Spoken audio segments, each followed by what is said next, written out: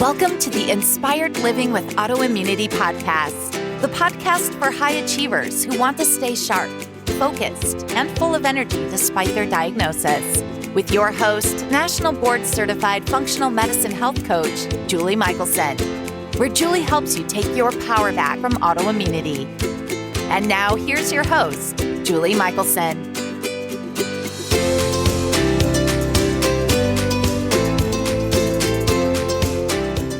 Welcome back to the Inspired Living with Autoimmunity podcast. I'm your host, Julie Michelson, and today we're joined by Dr. Aumatma, the holistic fertility doctor. Dr. Aumatma supports badass power couples to create the family of their dreams, and she also trains doctors who want to specialize in fertility. In today's conversation, we discuss optimizing conception and pregnancy when you have autoimmunity.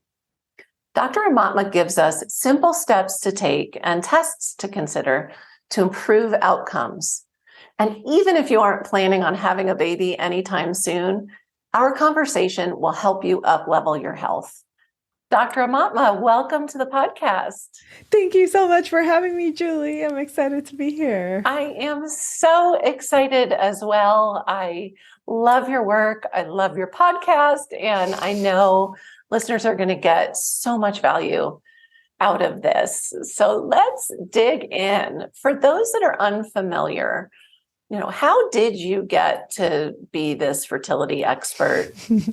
It's actually a funny story because I started as a naturopathic doctor. I was already in practice for quite some time. And I kind of woke up married to this person that I had chosen to marry. And he started talking about having children. And it was the first time that I had even thought of it. Like, it was just not on my radar at all. And I was like, oh, crap, you're right. Like, we should probably be thinking about this. And then I realized my intuition, my uterus, literally everything in my body was like, no. And I was like, what? Is it him? Is it a no period? Like, what are we doing here? And I went kind of into a 9-month rabbit hole of kind of tuning in and trying to figure out, was it that I never wanted to have kids, or was it that I didn't want to have them with him? And what I realized was it was him, that I did not want to have kids with him. But it brought up for me this desire of like, actually, I really want to have a child. And if not with him, then what am I doing? Like, why am I married to him? So it kind of led to a divorce, unfortunately. But that process of like exploring, because what I remembered from medical school was literally your fertility is good till 35. And after that, it drops off of a cliff and good luck for you. And I was like, well, 35 is pretty close. So what are we doing? So I kind of went down the research rabbit hole and realized that a lot of what we have talked about and told and even taught in medical school is based on a lot of myths that are not proven. And as I started talking to people about them, women kept coming up to me and were like, hey, you can help me with my fertility. And I was like, no, we're just talking myths. And it kind of like evolved to the point where it is now like almost every single one of our clients is a fertility client. And it's become my passion because I feel like there is so much evidence, and there's so much evidence-based support that we could offer women, but in reality, that's not what's happening most of the time. So I really have tried to walk this line of like, we want to support women, we want to support couples to have healthy babies, but we also want to do it in the context of research-driven and as holistic as we can possibly get. So not like an anti-Western medicine, but how do we integrate, how do we make this work the best for the couple? Yeah, which is amazing. Oh my gosh. I love your story. I have 3 kids. They're adults. And we just recently had this conversation of, I don't know how to get them to understand, but we were talking about choosing a mate, if you want to have a family or you think you may want to have a family, like that should be a criteria of like, this is a person, like I have to have babies with you, right? Yeah. Like, and so I just want to like touch on like how brilliant you are. And all the time I'm talking with my clients and on the podcast about tuning in, right? Tapping into our intuition, listening to our bodies. You were like, I don't know if it was my uterus or what, what part of me, right? But clearly you were getting the signals. Something isn't right here to reproduce right now with this, in this situation. And so I love that because it's so important for all of us. And I know that's not what we're going to get into today. It's totally fine. I feel like the intuition piece is just so important because even clients that want to work with us, I'm like, I'm not here to sell you on working with us. Like, go tune into your intuition and see if it's the right fit. And if it is, you're pretty much guaranteed to get pregnant. But if it's not, like you're forcing something that's not tangibly there for you, then maybe don't do this. Right? Well, and to touch on the lack of science in all of those myths, right? Because if you think about, studies weren't done with women. So all of this quote unquote medical data wasn't really data, but I do love, and this is the last, then we're going to move forward, I promise, but I love that your rabbit hole, I so wanted to say, was it 9 months or was it 40 weeks? Which it's pretty much like, what's really interesting is when I look back at my life, every single thing that I have done has been in like three trimester type energy. It's like really bizarre. That. Like the big stuff in my life happens over a 9-month period. It's like, it has to gestate, it has to grow, it has to like, and then it's like birthed into the world. It's really bizarre, but I feel like that's a really natural process that we often are like trying to rush things, or we're like, oh no, I need to get this out of the door right now. But in reality, like, our phases, the way that I teach this to practitioners, is like the way your business is going to be birthed is going to be the same way that you grow a human in your body and then birth it. And that birthing process might be painful, but often it needs to have like fully gestated beautiful before. I love that. And share with listeners so did you miss your window? Was it too late for you to have children? No, I quote unquote preserved my fertility. I did all of the things that I figured out to do for other women, and I did them for years, actually. And then finally met my now husband. We even dated for like 4 years before we decided to have a child. So you weren't in a rush.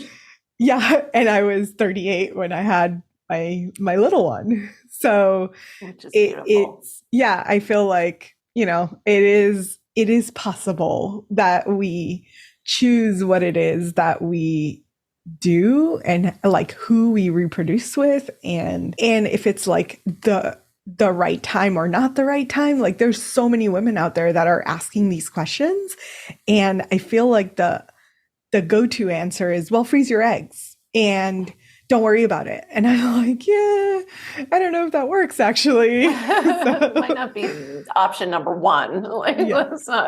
That's amazing. So I am guessing that at least a good number of the couples that come to you, at least one of them, and we'll kind of focus on mom, but it actually, it could be either way. Have autoimmunity or, inflammatory issues. Yeah. Like a very large percentage of them. If we include like generalized inflammation, that's a big percentage of the population that does not know they even have inflammation. Yeah. Well, I look at that as like the beginning of the spectrum, right? Like I really, so somebody shows up and, they're like, we want, we're ready. This is the time we want to have our family. And I'll throw Hashimoto's out just because I know there's such but pick any, I don't know that it matters. Yeah. All autoimmune conditions tend to have the same issue, which is it's going to be harder to get pregnant and harder to stay pregnant. And because so what's interesting to me is with Hashimoto's or with even like Crohn's disease or lupus, there are a lot of antibodies that are floating around in the system. And it's bad enough that the antibodies are confused and attacking your thyroid, for example. But the same antibodies are then going to potentially attack the embryo that is forming and growing within you. And that shift is hard for a lot of people because that's going to lead to a pregnancy loss. And like the way to prevent it is to get at the root, right? So Hashimoto's, and even like dial that back and like, how did that happen? Right. Why do you have Hashimoto's? So really kind of dialing it in and getting at the root of the autoimmune will support a healthier pregnancy. I love that. I think a lot of times in Western medicine, the standard of care is like, oh, we're just going to put you on prednisone and that's our solution. Right. And that is okay if you're like already pregnant and that's your last case, like let's try to do what we can. But if you know that is the case, then you really have to question whether prednisone is the best approach. And I just talked to someone this week who actually has been on cycling prednisone. So basically, like as soon as she ovulates, they put her on prednisone for 2 weeks. And then she gets off of it for 2 weeks. And then she's back on for 2 weeks and off of it. And I'm like, and how's that working out? And she's like, I feel crazy. Like all the time. You see my eyes? I'm yes. like, no. When I was in the decline part of my health journey, my kids, I like to think I was a very calm, I'm not a yeller, very mellow person. Prednisone in my family is called mean mommy medicine because I had no patience. My kids were young. So like, that's why the look on my face, I can't imagine. Yeah. And it has a time and a place, to manage symptoms. Yeah. But like you said, if you're managing, so for listeners that are in a place where they're either already trying to conceive, and carry to term, or they're like, okay, I know within the next couple of years, but they haven't started to get to the root cause of what's going on with their autoimmunity, what are their drivers. It sounds like, that's the place to start, which of course makes me so happy because this is what I want everybody to be doing anyway, trying to conceive or not, right? Right. Is like, absolutely. Let's just turn this process around. Yeah. Yeah. And I think a lot of times it's frustrating because doctors will literally say, well, if you have antibodies to your thyroid, there's nothing you can do about it anyway. So just leave it alone. And to me, I'm like, what? Turn off, make them stop. I have one patient who I've been working with her for almost 10 years. She's not trying to get pregnant. She's a super young woman. She's actually like working on preserving her fertility and wants to get pregnant in the next few years now. But so 10 years, this woman first walked into, like, we used to have a herbal dispensary, and she walked into this dispensary and she was like, I don't know what to do. My hair's falling out. Like, I have all of these symptoms. I can't swallow. I've been to like 6 different doctors plus the ER and they found nothing. And I'm looking at her like, she has this massive goiter. Yeah. I'm like, did they test your thyroid? And she's like, what? No, why? And I'm like, let's do some basic tests. And her TPO antibodies were like 780. That's kind of the highest I've ever seen in anyone. And she was like, oh my God, you found it.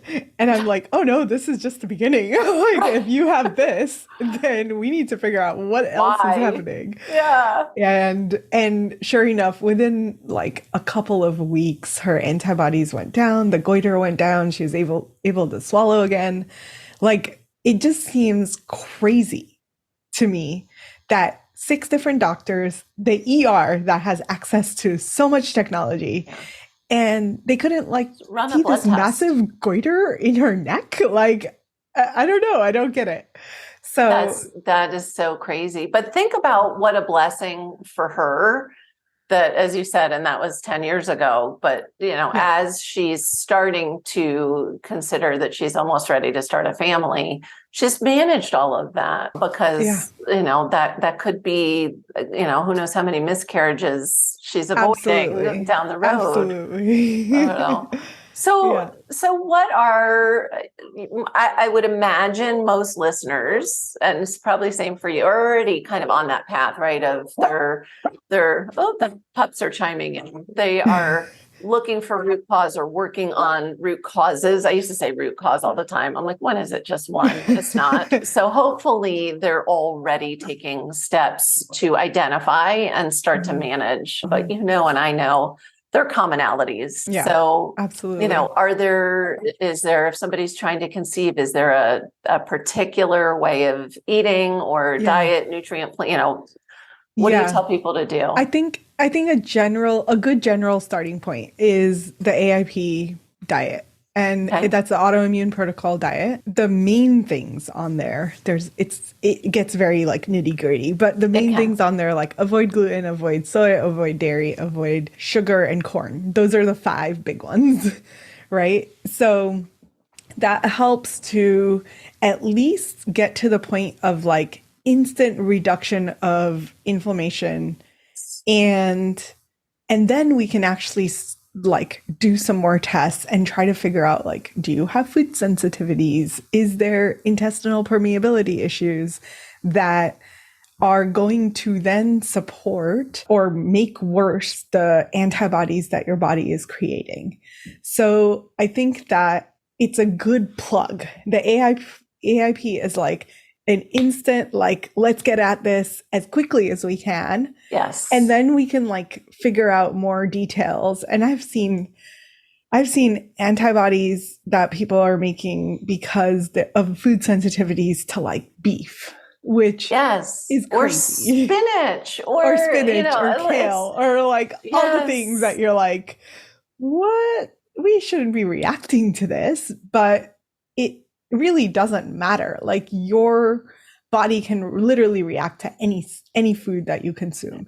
Well, but I think once we have leaky gut, I mean, that is what happens. And I love that you're like, start, because I'm an AIP coach, and I used to, when people weren't getting the results I was expecting, then add in food sensitivity tests and focus in more on the gut. And now it's like, no, we just do that up front, because I know if you have autoimmunity, you have leaky gut unless you've already done the work to heal it. Yeah.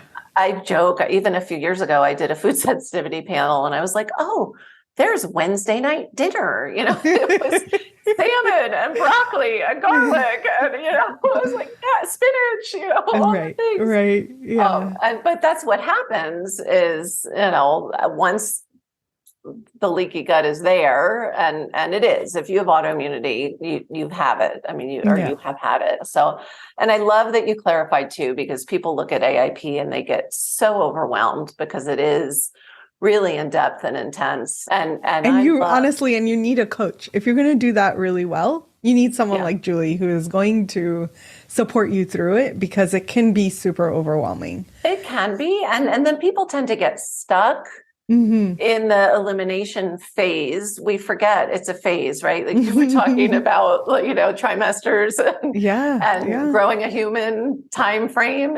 We're not supposed to be in the elimination phase for the rest of our life. And so, I love that whole figuring it out, it like just drops that inflammation down to a certain level where then you can really dig in and get to what else is going on. Yeah. Yeah, exactly. Exactly. And it helps to like lower the body burden in some ways so that you can really start sifting through like, oh, when I eliminate these things, then my inflammation is lower and I'm not as reactive to everything. Right? Right. It Well, can then it you can really can like cool it down a notice. little. Yeah. And you can notice, if you're reacting to 20 things Yeah. all the time. I joke, I know most listeners aren't old enough, but I think of it as like that fuzzy TV screen, when the antenna wasn't right when I was a kid, Mm. as far as like it's just Mhm. your body's being bombarded by too Yeah. many sources of inflammation. And Yeah. so if you can start to get some of them lower, then you can really hear the signals. Yeah. Yeah. Absolutely. And then I think the other thing with autoimmune conditions, specifically from the relationship to fertility, is around toxins Yes, and you read mold, my mind. right? Yeah. So those are the other big ones that we want to make sure like you don't have a huge toxin burden because that is going to make it much more likely that your immune system is overreacting to things that it shouldn't be reacting to. So that's important. And then, like, we've seen this relatively often, like, mold comes up frequently. I'm sure you see that a lot too. And that is also, in some ways, that's just like your immune system trying to fight off whatever this external stimuli is, and then going haywire and being like, oops, sorry, I didn't realize your thyroid shouldn't be the thing I attack. Or your embryo, or, Yes, or your yeah, because embryo, if the or body is in fight mode, I love, and we're speaking because this is my podcast, we're talking about autoimmunity specifically, but I have a client who I just started working with a few weeks ago. She is getting married and knows they want to conceive right away. Mhm. And she's healthy. She just found functional medicine, so she's up leveling. And sure enough, so these are things that to us are so common with autoimmunity. But I'm guessing when it comes to toxins, everybody considering conceiving or getting ready to conceive, that needs to really be on their radar as well, Yeah. because if you're living on this planet, chances are pretty good you're holding on to some toxins. Yeah, and we're exposed to, I think so. I had interviewed this awesome doctor on my podcast. I can't remember her name, but she's from Canada, and she was like, we're exposed to 80,000 toxins on very low levels every single day. 80,000. I was like, and they're are you cumulative. serious? That's what people don't understand is, like you mentioned, body burden, and that's what it is. So you may not have some extreme level of one particular toxin. Yeah. But to the body, it's still, there's a cumulative effect. Yes. Yes. And it's really like with fertility, the body is, if the body is in survival mode, it's not thriving. If you're not thriving, guess what? The quickest, easiest, simplest thing to turn off is reproduction. It's not it's not a necessity for your survival. It's necessary for the survival of the human race, but it's not necessary for you to continue to exist on this planet. So the body says, I have too much to deal with, turn that off. Like, that's not a necessary function. And it's like as simple as light switch off. I don't want to deal. And it can like, I don't have maintain, the resources right, to do totally. that. Yeah. So I have to, that was like the perfect segue. I wasn't even planning Yes. on it, but we have to go there now.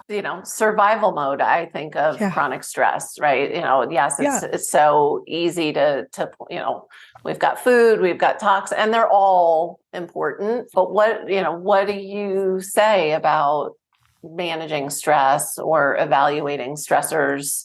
Yeah, that's a good point. Self-care. So I think we have to view the things that we've been talking about are stressors in the body, right? Right. So metabolic stressors or internal stressors that have to do with our immune system, the liver not functioning, the toxins that we're exposed to, the food that we ate, like all of those are to a certain degree a stressor.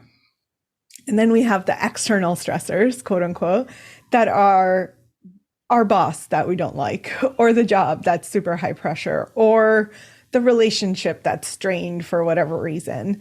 And those are all going to be stressors in a different way, but still impacting our adrenals, which then impacts everything else in the body. So at the core of it, like supporting the cortisol and melatonin pathways are going to support healing the body on a fundamental level and are going to make you more stress resilient, which is a fancy way of saying like you're not necessarily getting rid of all of the stress because most of it isn't going anywhere. Yeah.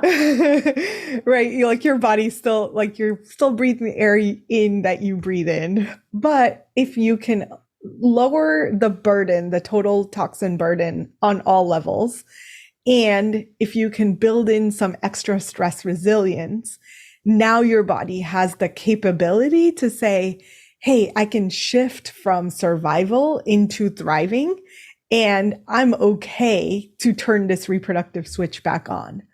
So we really have to get to that point of like all the other stuff is taken care of and the body, and honestly, we're saying body because we're focusing on women, but it's just as important for the male partner, if you have a partner, to both of you really get to this place of everything else is pro thriving. I don't know exactly what to call it, but it's like there isn't a signal in your body that's like saying, oh my God, if I do this one thing, I'm going to freak out or I'm going to die, essentially. Right. Which is the signal. And I always say like there is no stress response system that's different for, I'm late for this appointment versus like there's a tiger on my rear end. Like internally, you get that same response no matter what. Yes, exactly. Is there something you like couples to do? Well, because I'm thinking as we're talking about this, like even if somebody is doing all the work and has checked all the boxes, if they're already in a cycle of fertility struggles, that's such a big stressor. Yeah. And I remember stress. Yeah. The fertility when stress I was trying to have a baby and the doctors would say, just relax, it'll happen. And it's like, well, and you want to punch that person. Yes. You totally want to punch the person that's telling you to just relax. So that's an extra level of chronic stress that somebody is needing to manage. And I love that you pointed out. It's really about building resilience. It's the same thing with all like resilience to all of it, right? Reducing the burden enough to get that resilience, because I have yet to find anybody who successfully lives in a bubble, on an island. Totally stress-free. Yeah. So, but do you have like a starting point for people or something for people to consider, if they're already in that, because it can be intense trying to start a family. Yeah. So I think my advice to a lot of couples is do the testing up front, right? A lot of times doctors are like, well, you're under the age of 35. You can try for 12 months unsuccessfully before we will test your hormones and sperm. And sperm often waits for like 2 years sometimes. They're like, oh, you're fine. You're only 30. I'm like, I've seen 25-year-old men with super crappy sperm. Especially these days. Yeah. So like age has barely anything to do with it. So my advice. Sorry, go ahead. Yeah. So my advice is really to do that testing up front. Maybe you give it like 2 months of trying and you're like, okay, like let's just test and know. And when you know, you have more power to do something about it. Yes. And it doesn't mean you have something wrong. Like a lot of times people are like, I don't want to test because I don't want to know if something's wrong with me. And I'm like, well, so then you'd rather wait for an entire year where you're constantly on this roller coaster of, am I pregnant? Crap, I'm not pregnant again. And you go through that cycle over and over again. It's brutal. Only to be like, I don't know what I'm doing. And you're still gonna, at that point, gonna End up need to test testing. anyway. Yeah. And So like save you yourself. said, that knowledge is power, because it's most of what the tests are going to turn up are things you can do something about. Yeah. And that just brings up the healthcare system, the traditional healthcare system really hasn't changed since all those myths. I know somebody who's young who miscarried last week. And when she went to the doctor, they said, well, we're not going to do any testing until you have your third miscarriage. Yeah. Oh, yeah. I'm like, I'm who sorry. wants to wait for 3 miscarriages? That's yes. horrible. Yeah, it's hard. It's awful. It's awful. And It's I think that it's really like, it's hard to be in multiple ways in this, right? Like as the client that's going through this process, and they're going to their doctor, and the doctor is like, oh no, you're fine. You can do this testing later. And then you're like, okay, I guess that's normal. And I should like stop worrying about it. And maybe it's okay that I have 3 miscarriages.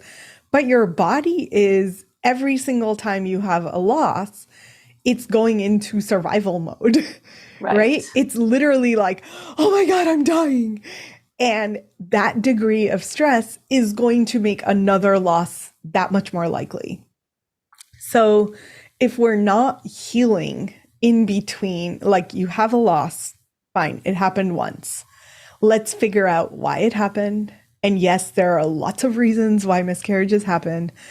And like, I'm just like, don't believe your doctors. Don't believe them. Because, I got so angry when I heard that last week. I was like, you've got to be kidding me. Like, it's really common.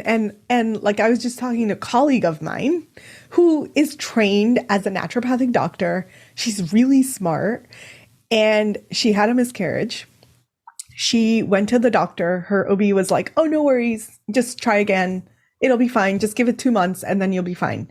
And sure enough, she's pregnant again. And I was like, crap, like you didn't think to pause and do any testing. And she's one of my really good friends. I hope it works out for her. But I'm also like, this is the problem with our system, and it's so global. And unless you're in this field where you're like, wait, I'm going to think about this differently, even for yourself, it is so traumatic to be like, yeah, let's just try again and hopefully it's fine. And honestly, like she's 40. She doesn't have time to try again if this is another situation. So I'm knocking on wood, like not wishing this upon her at all. Sure. But it's just an example of like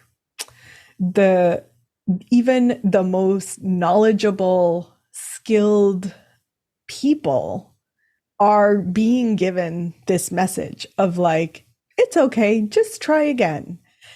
And to me, if I were to go through that, I would really just be like, that's not good enough. Like, I don't want to go through this again. It's painful. It's emotionally draining. And it's just bad medicine. Like, it's completely disgraceful that we even have the nerve to tell women to go through 3 miscarriages before they do something about it.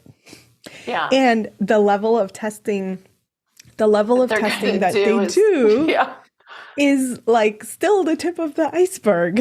And it accounts only for like 10% of the losses.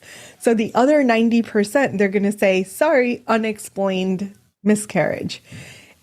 And there are still tests that they should be doing for that other 90% that never get done.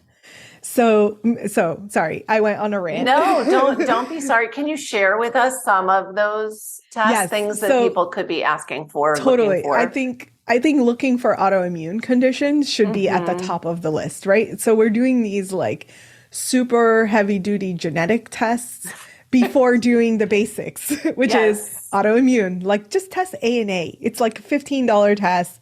Anti-nuclear antibodies, that's a very global marker for autoimmune conditions. It's almost always going to be elevated if you have some sort of autoimmune. And you don't need to know exactly which autoimmune it is. If you know that it's autoimmune, then you can like work deeper on that. Can you say that again? I love the Yes. If ANA, anti-nuclear antibodies, come out positive, then you have some autoimmune condition. You don't, at that point, you may not know exactly which one. And However, it doesn't matter. It doesn't matter. It's like autoimmune is autoimmune is autoimmune, and you're going to approach it the same way, regardless of which autoimmune it is. Granted, you might want to know, you might want to be like, actually, I have these joint pains, and it might help me to know that I have rheumatoid arthritis, not lupus. Right. But at the end of the day, the protocol, the approach to healing it in your body is going to be pretty identical, regardless of what it is. So ANA, like kind of the tip of the iceberg, the simplest, easiest, cheapest test that you can get is not happening as part of the recurrent pregnancy loss list of tests. So that's number one. Number two is testing the guys. So DNA fragmentation on the guys. And what we do in our practice is something called homocysteine, inflammation markers, CRP, et cetera, and blood sugar and insulin. And those, believe it or not, have been connected to pregnancy loss. So what they have found, and this is a crazy wild story, because the whole time I've been working in fertility, pregnancy loss has always been a big percentage of it. And I love it because I hate the idea that anyone goes through this more than once. So we were testing all of the guys on all of these markers. And I noticed very early on, I was like, wait, almost every single guy that we test with a partner who has had a loss has either high homocysteine or high blood sugar levels or high insulin. I have goosebumps. Like, why don't people know this? Even there are like hundreds of doctors that I tell this to, and they're like, what? You just blew my mind. And so for years, I was like, I swear I'm crazy, but this is a pattern. Like, I swear this is a pattern. And 2 years ago, I started seeing the studies coming out saying the exact same thing. Homocysteine and blood sugar are connected in the male to pregnancy loss in the female. And what's exciting about that is because A, it's really super easy to fix. Yeah. But B, it's the male partner. And most of these guys have really great sperm. So it's never caught on a sperm test. Never, ever, ever does it show up as like, oh, your sperm are not so great. Maybe we should do something about it.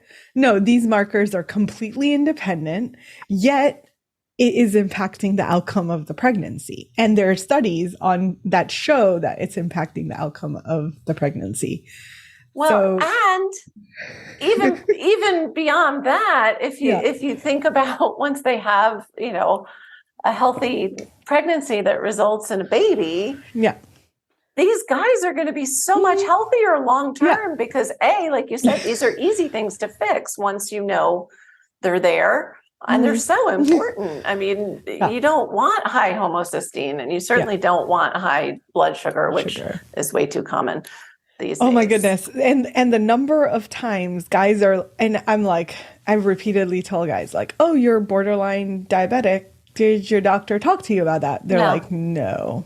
What are you talking about? I'm not pre-diabetic. I'm like, well, first of all, you have all this abdominal weight. We're going to need to do something about that. But second of all, like, here's your lab test. It says right on the lab, like, you're pre-diabetic, right? Here's your A1C right there. yes, exactly. So we're going to need to do something about it. And a majority of the time we had one guy, the woman has PCOS. So inherently she had some things leading into the issue, but they've been on this journey for 3 years, 3 miscarriages, never been tested for anything outside of her hormones, and oh, you're not getting pregnant because it's PCOS. Right. The guy comes in and I'm like, this dude is like 30 pounds overweight. And he's I'm like, estrogen sure, dominant. yeah, it's sure he's got blood sugar issues. He doesn't have enough testosterone, like all these things, right? And I'm like, oh, this is going to be awesome. So within like a cheating month, for you.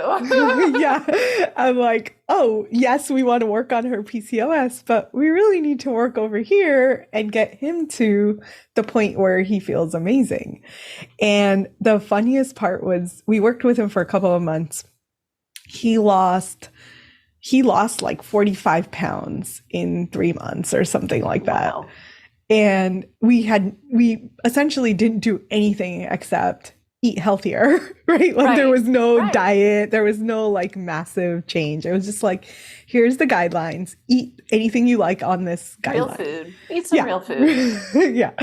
And his blood sugar levels went down, his homocysteine went down. And the best part was, so I didn't tell you, but I couldn't actually stay erect. Oh, so that'll also make it harder to conceive. Like never told, like hasn't talked about it. Discussed. It wasn't like a thing. Yeah. But he's like, oh yeah, that fixed itself. And I was like, what? That's amazing. So it's, I feel like I'm getting super excited because I feel like the male part of this is so ignored, but the minute you start paying attention to it, massively different outcomes. They got pregnant in 4 months. They're in their like later part of their second trimester. So they're doing really, really well. They're past like every miscarriage she's ever had. Amazing. And they got pregnant in 4 months. It's like, it doesn't have to take forever, right? It's like, when you do the things that can click into place quickly, it doesn't have to take a year. It doesn't even have to take 6 months. It can be super fast, efficient, but also like effective. Going to increase the outcome of you having a healthy baby. Which is so amazing. And what I love the most about this conversation is, yes, the gift of helping people have families, but really, this is actual, truly preventative medicine. I agree. This is why I got into this. It's totally why I got into this. So I didn't know it when I was going through my fertility questions, but my mom had passed away from cancer, and I had done all this research and study and training, honestly, in cancer therapy. And I thought I was going to be a cancer specialist because my mom had been through it. Right. And I realized that what I was really passionate about is like, how do we prevent all of it? So when all the fertility stuff came up and at some point I started crying because I couldn't have put all of those things together better. Right. But it was a big part of just like, couldn't we have a healthier planet and healthier children and healthier families that these guys no longer are pre-diabetic and they now have a longer lifespan, a healthier lifespan just from going through fertility issues. And then that means the whole family is going to be eating real food, and the whole family is going to be aware of toxins, and the whole family. And that's how we get to the healthier planet. That's always my most exciting part. It's the trickle down. It's that butterfly effect. Yeah, absolutely. And so you're starting out like, these kiddos aren't going to have to course correct. These families are just on the right path. Yeah. And I tell them all the time, I'm like, please keep doing this after you have your child. Right. Like, don't forget. It's really easy to get like, oh, we're busy. Oh, the stress of like having a new child. But I think sustaining as much as you can, or even like weaving in as many of these lifestyle things as you can continue doing, you're going to have a healthier life because of it. Yeah. And because we talk off air about, it's a process, right? Like I'm still working on it. You're still working on it. Like it is always a work in progress. It is. It's a process. Well, clearly the universe had intentions for you and your gifts. And I'm so grateful that I don't know. I can only imagine. I wish when I was wanting to start my family and struggling that I had you, but you weren't doing this yet back then because I'm older than you. So, but it is such a gift to everybody and to the future. And I'm so grateful that you joined us today to share some of your sunshine and light and knowledge with us. Is amazing. So what is one step that listeners can take today? And we just were talking about, yes, this was about fertility, right? But anybody, whether you're like me and you are way past having your children, what's one thing people can do today to start to improve their health? I think the lowest hanging fruit is lowering the toxin burden, right? And I think that can happen in a lot of subtle ways. So that is a really good starting point. And we didn't get into like all the toxins that are in the environment. So I'm happy to share with all of your listeners the Divas Detox Guide, which is basically a PDF I created to like walk them through every part of their house to detox all the stuff that affects fertility. I love that. And I don't think it's out yet, but this is what we talk about together on your podcast as well. Yeah, so we've talked about it. If you want to do a deeper dive with both of us on toxins. Yep. Actually, we could, we can coordinate. We can link my podcast to yours if you want to do back and forth. That would be great. I feel like we talked so much about the toxins that are affecting fertility. Yes. And it would be really great for people to be able to hear that because it's just like we didn't get into it. And there's other content out there. So I love it. And we'll link to the guide we can do that. What a great gift. And I love that you were like clear about like the smallest steps we can take. Because again, it's a process. And so it can be overwhelming if you think, oh my gosh, I need to be totally again, can't achieve toxin free if you're living on the planet. So just taking those small, I'll even add imperfect steps, still really do move that needle. Yep. Progress over perfection. Yes. Love that. So before we wrap up, for people listening on the go that aren't going to check the show notes, where's the best place for them to find you?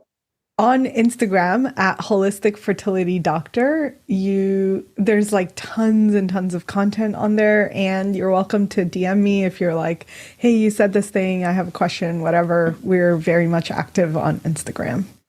And Dr. Aumatma is just the kindest, most generous soul. So really hit her up if you have questions. And if you are listening to this and you are in that place where you are getting ready to start a family, seriously connect with her. She is amazing and she helps so many people reach that dream. Thank you. Thanks so much for having me and letting me share this with that.